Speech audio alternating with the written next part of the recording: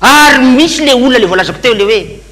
nahoana koa re olona reo no manaonao foana ohatry zany ireto karazan'le olona re Joël sy Jean Paul mety tafaraka tao anatina taxi brosy misy nanafika teo atsimo viol fanaovana ankeriny de mba miandry ihany tena mbola mahany kasetiko zay mba miandry ihany mba misy tantara ao radio andrasana misy amin'ny télévision malagasy amin'ny télévision anakira zay mandeha ma TV MBS record hoe Ravinale OTV TV plus mamteny izy le teny vaovao ary ny vaovao voarainay dia nisy vehivavy nisy nanolana teny akady tapaka ary dia efa voasambotra moa reo tovolahy nanao an'izany tovolahy efa da miandry ihany jererery tsy sary aza hoana ny azahoany tele sary an'izany zavatra tsy maintsy any am'takony izy manao an'izany fa nahoana no ny vehivavy ihany no misy manolana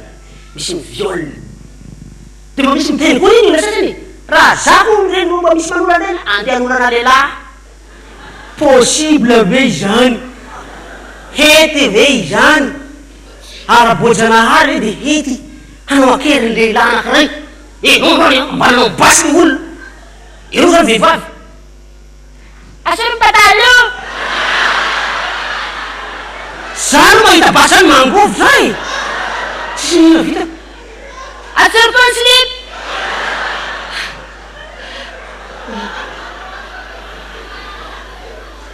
ambany tena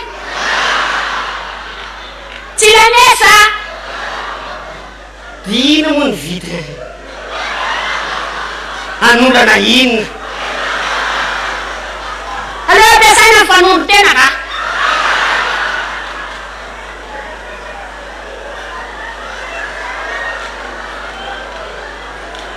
fa raha zany no nety angambany a be ny lehilahy mandehandeha arivariva za fa mila tena tsy mody mbola miandry mpanondro